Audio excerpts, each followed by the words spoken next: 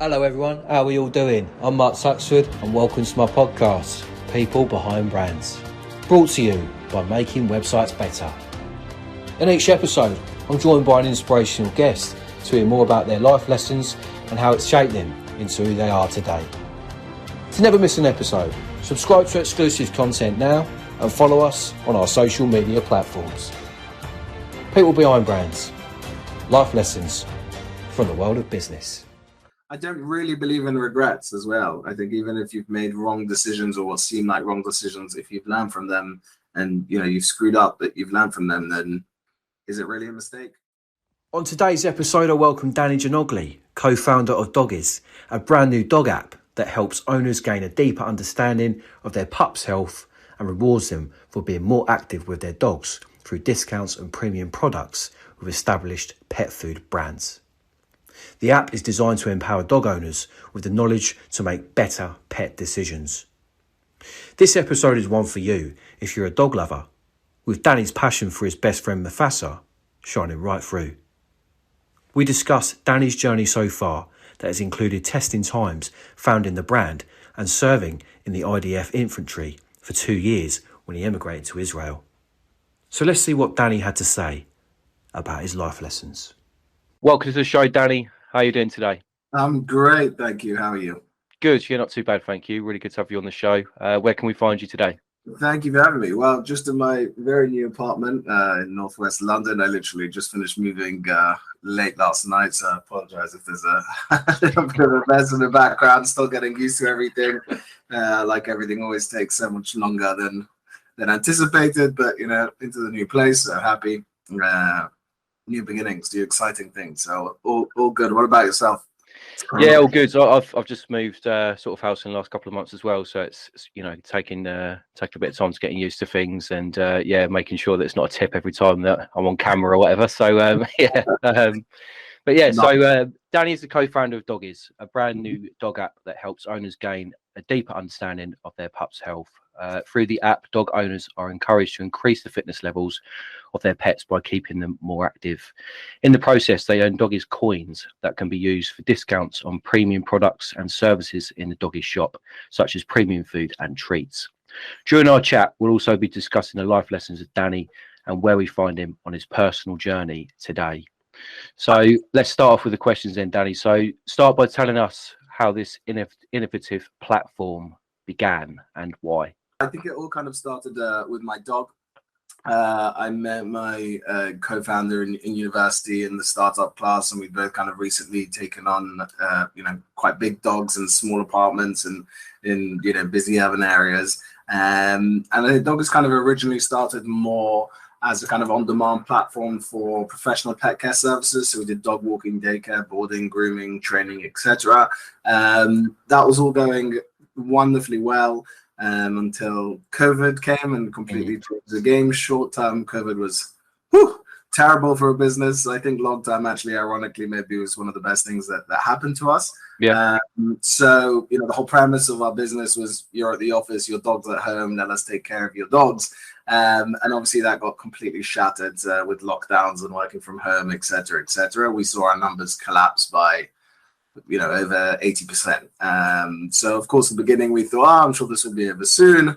When Alan and I, my co-founder, realized that it wasn't ending anytime soon, that's when we kind of came to our board and kind of said, look, either we call it a day and we shut up shop, or we go back to the drawing board and build something that kind of we always envisioned of a much more technological platform to really help dog owners make better, more informed decisions about their pets, and to also, especially now, the rise of cost of living across so many verticals, we also wanted to help it make it more affordable to take the best care of your best friend. And I think we as dog owners, I often joke, are kind of guilty of, when it comes to how we love our dogs, and then when it comes to the amount of how well we know actually what's best for their health and making the best decisions, there's often a little bit of disparity there. And so that's really kind of how Doggies founded. It's been a few years now, and and a roller coaster of a journey with some ups and a lot of downs and a lot of failures and some successes as well. So I used to have hair before I started this, um, but yeah, that's kind of really, I would say, our dogs were our biggest inspiration, and I think then the community that we built has really helped us kind of along the way. And I think there's this intrinsic bond and understanding between dog owners, and I think that's really kind of what's inspired us to keep going. Yeah, so I mean, talk to us a little bit more about the benefits of the app, not just for dogs but also their owners as well, because there is so many benefits from doing the kind of research I've done for this episode. So just talk to us a bit about the benefits for both. Exactly. Well, as I said, we kind of saw, and I suppose inspired kind of by the lockdowns and the COVID, I think we all saw the benefits and need of getting out and staying active and staying fit. And the exact same true is with dogs. I mean, if you look at the rise of obesity rates in dogs, it's incredible. I think they say between 40 to 50% of adult dogs are obese. In the UK, it's a little bit higher in the US, not surprisingly. But there's so much now around preventative care that if you're, it's just similar same as to humans, that if you're going out and walking and you're at the gym and you're eating healthy, the chances of you getting heart disease, other potential health conditions obviously decreases if you take better care of yourself. And I think the same is the same is scientifically empirically true with your dogs. The better health you keep them in, the more money you're going to save on vet bills later down the line, but most importantly, the longer. And I think at the end of the day, our premise is healthy dogs are happy dogs. And of course, as you mentioned, getting out and staying active and walking also has huge benefits for you as humans, but it's also incredibly important for dogs. And a lot of it's also about their psychological well-being, and people sometimes don't understand that. Although yes, your dog needs to go out to pee and poop, but also just them being out and sniffing, that's part of their psyche, being engaged and excited, and it's really important for their mental health as well. And dogs do get depressed, and dogs, similar to humans, so it's really important to stay active, and that's why we kind of created this fun way of staying active with your dogs. Obviously, we've seen the similar things in different health verticals, whether it be Vitality for people offering gym memberships, to at discounts, or with ULife with life insurance, about this health and wellness in the human world. And we wanted to take that and see if we can do the same for your dog, and obviously you enjoy some fitness and save some money along the way. So the kind of different features that how it works is we've got the simple one is walk tracking. So every time you go out for a walk with your dog, you can earn doggies coins. And then we set you these fun challenges of walking X kilometers a week, or keeping on track on your dog's weight, on their mood. We have a really cool fun feature called Dr. Poop, which allows you to take a picture of your dog's poop and instantly find out if it's healthy or not. So there's a real combination of lifestyle and wellness that is, of course, focused on the dog, but undercurrent with that is we want to encourage people to be more active with their dogs. And we've set up an amazing program with our partner Harrington's Dog Food, of an amazing program called Miles for Meals. And so we've now done it on doggies that every mile you walk with your dog will also donate a meal to a dog shelter as well. So the idea is to really push people to, earn money from things that they're already doing with their dogs. Hopefully, give them some nice discounts on their food, their dog food, but also to be able to help others, like are less fortunate than ourselves, and, dogs and shelters and rescue homes, etc. So that's really, they're very commonly linked, this human health and dog health, but of course we're putting the dog's health at the forefront, and trying to encourage people to be as active as possible. So I think it's obviously that it's quite obvious that you're so passionate about dogs, but I know a lot of dog lovers, right? But why are they so important to you? What's the relationship with your dog or dogs you've had before? Why is it so important to you?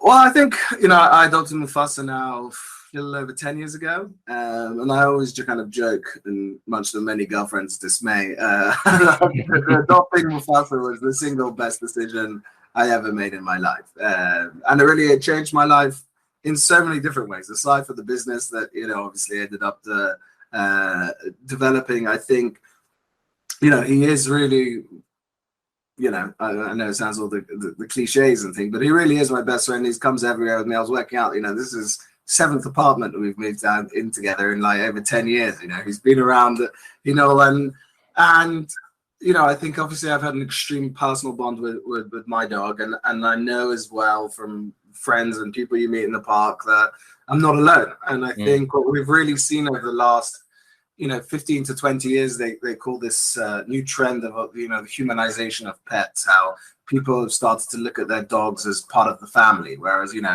our grandparents' generation, if they had a dog, he slept in the garage and, that was it. You gave him some chicken for supper and that was it. Whereas now, that people have, these crazy statistics of people buying their dogs Christmas presents, or people, there were times of, in 2008 and even now when people are going through, a sort of recession and economic downturn, people are more willing to give up their takeaways and their deliveries to ensure their dogs stay on premium dog food. So we've really seen this crazy evolution in dog ownership, and I believe and we believe that the next kind of stage in this evolution is really what we're calling the digitalization of your pets, and that's the kind of using AI and tech to make better informed decisions about your dog's your pet's health, and to get kind of insights and crowdsource based on what other dogs of similar breeds, similar age, what products and services are they using, and to use that as a source of recommendation for other dog owners. And that's really that community that we built, that even I can say personally, I've had product recommendations from random dog owners in the park, who also had a German Shepherd and was like, oh, I see your dog's limping, you have to try these these supplements that I took, they changed my dog's life. I don't know this guy from Adam, like I literally just met him in the park, but he's got a German Shepherd and for some reason I trust him, and I went and I tried them, and it was a massive game changer. Like really genuinely, he's half German Shepherd, so they do can have some hip problems and back leg problems, and when I did that, when I changed his food, like it had a huge effect on, he wasn't limping as much, and he used to get tired at the end of the day and would a little bit, limp when he'd been on really long walks, and that very rarely happens anymore. And he's, so these are these things that I think inspired us as a team. And I think we're a lot of crazy dog people in the UK, especially. I think the UK statistically is one of the most walked nations in terms of we walk the most with our dogs, I think, than anyone else in the world. Yeah. And so that's why I thought, it was a perfect place to kind of, get people walking more and give them these kind of digital coins to incentivize them to actually reward them for taking better care of their pets. Yeah, no, it's a really good initiative there. So, obviously you're not alone in this journey, because you've got Mufasa, always on at your side essentially. But you're not just alone. From a human point of view, obviously you're joined on this journey by co-founder Alon Zlatkin as well. So tell us about the support he gives you and the business, and why you chose to go into business together. Well, I think I'll be honest, when we kind of first started going into business together, we didn't have a clue. We didn't really know each other that well. We'd met in the startup class, and we kind of obviously were both passionate about our dogs. He also had a German Shepherd, Jack, who unfortunately passed away a couple of years ago. But over the years, I have to say, well, first of all, I wouldn't be here if it wasn't for him. In terms of he's become one of my closest friends and confidants, as well as an incredible businessman. And funnily enough, we've both developed, and kind of as we've gone, since our first startup together, we've both developed in a way that we both have certain skill sets, the things that he's so much better at me, that which he focuses on, the things which I'm a lot better at him than, a few things, not many. I'm a little bit better than him at, which I focus on. And it's created a kind of really, amazing synergy together. Of course, in the last few years, at the beginning we had a few ups and downs where we would fight and occasionally row, obviously all, for the benefit and thinking of doggies, it was never really personal. But, we had a few lovers tiffs. But then now, I think having someone along the journey on this, as I'm sure you know, in this startup world, it's such a roller coaster, right? There's so many ups and downs, and so many, and I think having someone who occasionally, when I'm feeling negative and down and he's feeling positive, and there are times when he's feeling negative and I'm feeling positive, and having someone just to talk about, even if it's just someone to moan about, and we'll go have a beer and drink and drown our sorrows, it really makes it so much easier and better. I mean, his wife jokes that I'm almost his second wife, the amount we talk every day. And so I'm really lucky that I can count him as one of my closest friends.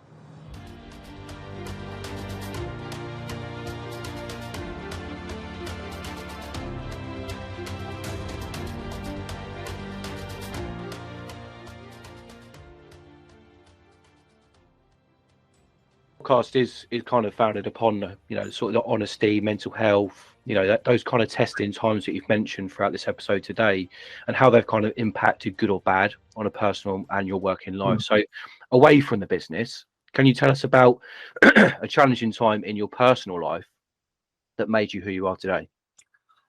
Well, see, that's why I laugh and funny, that because for me as a founder, when you kind of put your whole heart and soul into this business and you've raised money from investors and you've got big partners, and there's so much, it's kind of quite hard for me still sometimes to separate work and life, because they're so intrinsically connected.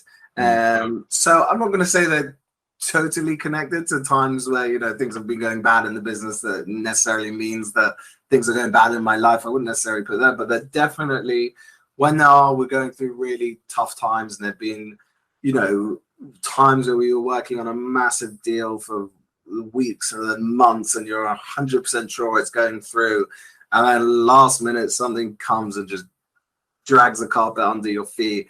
And you're just like, oh my God, like what the hell, like how much time and effort, and you told investors that this deal's going to happen, and it was going to happen, and then for some reason not in your control, it doesn't happen. Of course, it's heartbreaking. It's horrible. Just more, it's like in anything in life, when you invest and put so much effort into achieving something and that goal doesn't get achieved, and you're kind of left with pie on your face.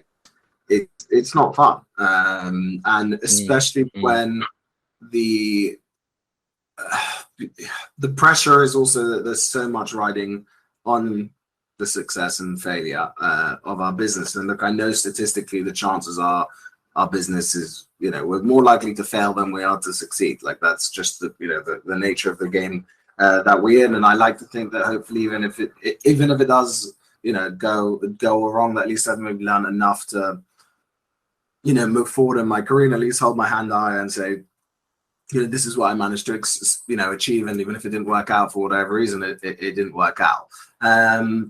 But I would say that yes, sometimes mental health, not now it's becoming a little bit more. I see it with founders, and I think just in general today, I think we're a lot more synced in with mental health, and I see it in a way now.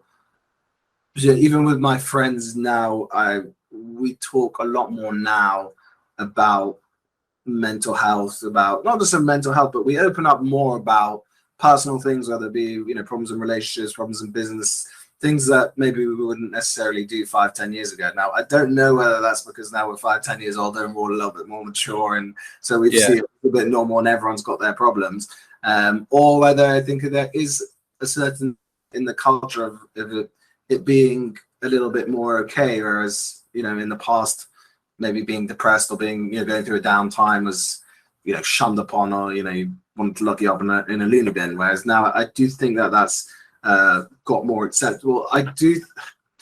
It's very hard, because at the end of the day, the things that you go through as a founder, even if you're another founder of a business, like the challenges that you're going through, although of course I'm sure there will be similarities, and I'm sure there'll be common cause for things of, that happened to me and it's shit, but at the end of the day though, you're the one making the decisions for your business, and so the situation that you find yourself is exclusively unique to your business and where you are. So sometimes you can talk to someone, and they can give you a bit of advice, and they can help you, and they can hear you vent, but it's it's really hard for them to really know how you feel. And as I said, thankfully, having a good business partner who's become a good friend is been very important for that reason, because we both know how each other, feel, because we are in the same position and you're in the trenches together. But yeah, there've definitely been times when, when you just look at it and you just think, oh, I can't be asked today. Like, I've got this deal. I'm so pissed off, or you're fuming at an investor who's pulled out, or a deal that hasn't worked on.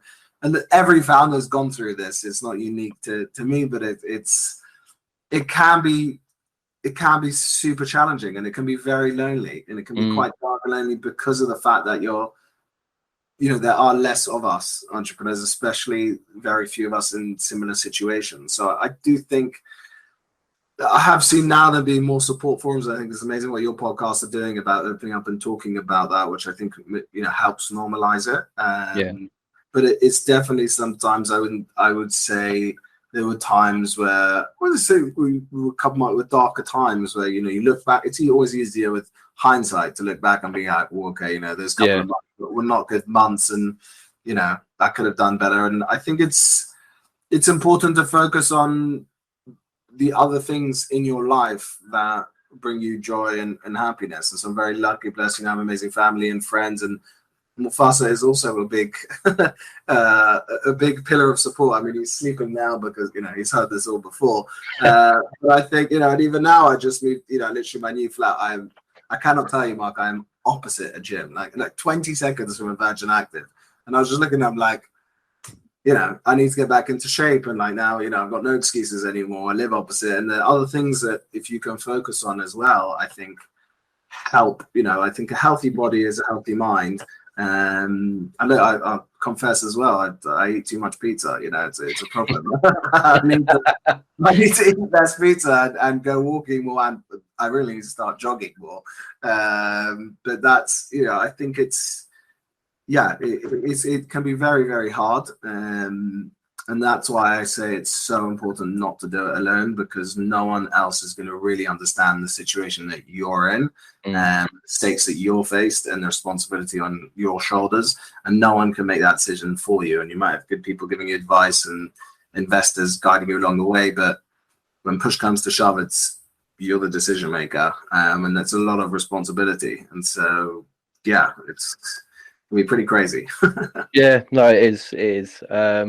I think it's interesting to see how people sort of deal with those kind of challenges, like you say, like if it's an investor that's fallen through, or just something in the grand scheme of things is quite small, like how people deal with that, because what is a big problem to you might actually be a small problem to someone else. So it's interesting to sort of hear what people say, especially on this platform where I'm lucky enough to interview sort of different types of people from various backgrounds. So it is always interesting to hear what people say about that. But I think it's a thing of perspective. I always like the one other thing I sometimes try and imagine is if I ever have a problem with a personal or business, I try to kind of imagine that I'm like, when you're in Google Maps and you're zoomed in all the way, and you can't see where you're going because you're zoomed in on that street. And if you actually just zoom out a little bit and put a bit of perspective and go, okay, like, this isn't the end of the world. We'll find another investor, we'll find another deal, or thank God I still have my health, my happiness, and a lot of other things that are not completely dependent. And once you zoom out and take that focus out for a second, I think that for me personally helps sometimes be like, okay, as you said, it's not it feels like the be all and end all. Not, and that's sometimes that just perspective I think is really, really important, and I think can be a big tool in combating mental health and in preventing but it's so much easier said than done. It's very easy to say that to someone, but when something's on your head, it can be a lot harder to zoom out. Yeah, it's a great analogy as well. But yeah, I think it's we all deal with different problems in different ways. So yeah, as I say, it's interesting to sort of hear your take on it. But from what you said as well, that you've had quite an interesting life in terms of making decisions for yourself as well, not just as a business owner, but in your personal life as well. So when I've been doing the research, obviously I saw that you immigrated to Israel, serving in the IDF infantry for 2 years. So I mean, talk about that kind of sort of decisions that you've made in your career and how they've kind of impacted you. Well, I think in life, you never really know how much a decision is going to impact your life. And every decision we make has a huge kind of knock-on effect. We often don't really understand until much later. But yeah, I was kind of born and raised here in Northwest London. I moved to Israel when I was 18, served in the military for a couple of years. I'll be honest, I wouldn't say I enjoyed my experience.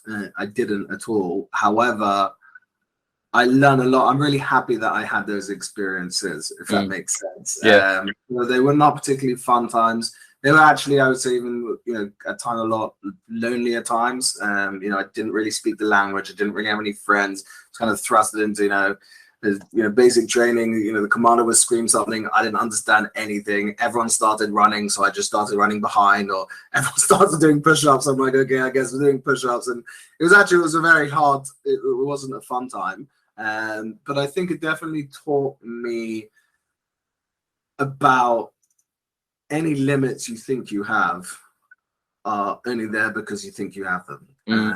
And we are capable of a lot more than we might think we can. And so I definitely think that helped a lot.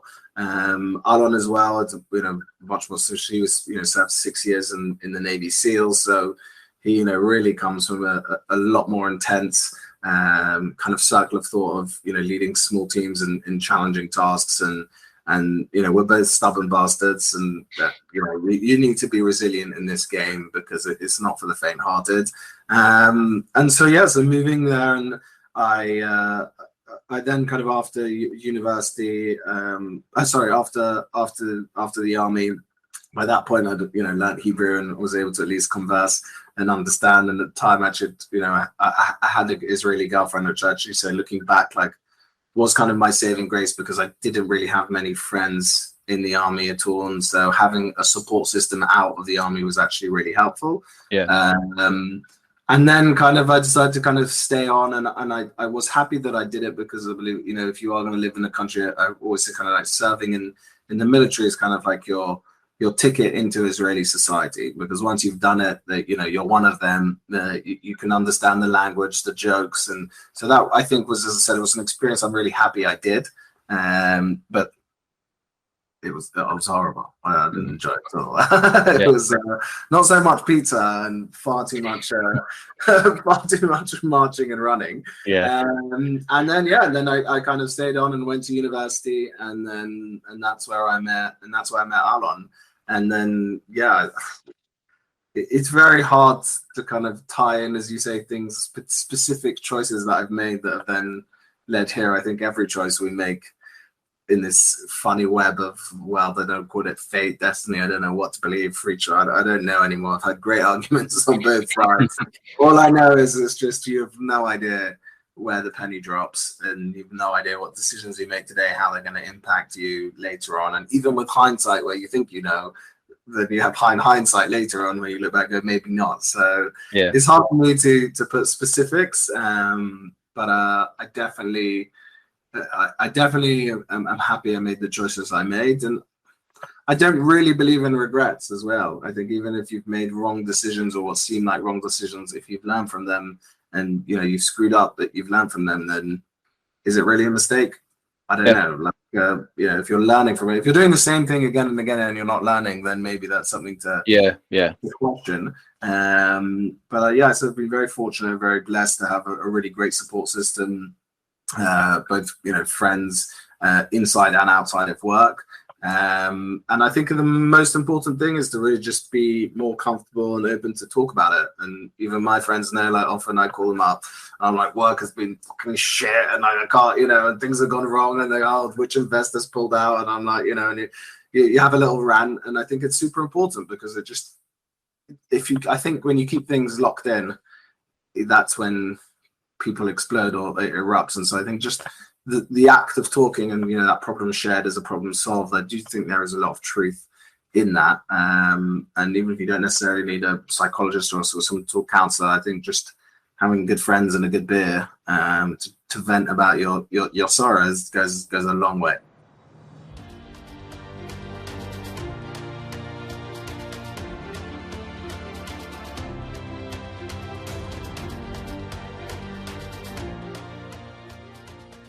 Honestly, Danny, it's been an absolute pleasure speaking with you today. Great to meet you and obviously learn a bit more about obviously doggies as well. But I mean, in terms of people that might be listening to this, or just generally, where can people find doggies? Either So you can find doggies on the App Store. So we're in Android and Google Play, or in the App Store. Doggies, DOGIZ, with love. Any four-legged friends that download the app. How it works is you kind of download the app, you fill in a little quiz about your dog. That's how our AI gets to know about your dog. We then kind of set you these fun, personalized challenges. And already now we've got one big partnership with Harrington's Dog Food. It's one of the UK's most trusted and oldest dog food brands. And so I'd encourage you to get active with your dog. Use the Dr. Poop to find out if everything's okay with their gastro health. And every time you walk, it's time to let your dog start chipping into paying the bills as well. And so really thank you so much, Mark, for your time. I've really enjoyed this call. And yeah, for all the dog owners, I'd love to hear what you think. And please, as I said, tell as many of your four-legged friends as possible. Yeah, so as Danny said, please go and find out more about doggies, and if you're a dog lover, just definitely get involved. But make sure you join us next time for a brand new guest as we go in search of more life lessons from the world of business.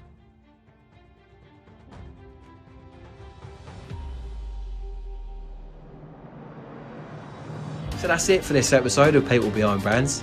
If you like what you heard today, do yourself a favour, subscribe to our exclusive content now, and follow us on our social media when you search People Behind Brands podcast or at podcast PBB. Join us next time for a brand new guest as we explore more life lessons from the world of business. We'll see you soon. Ta-da!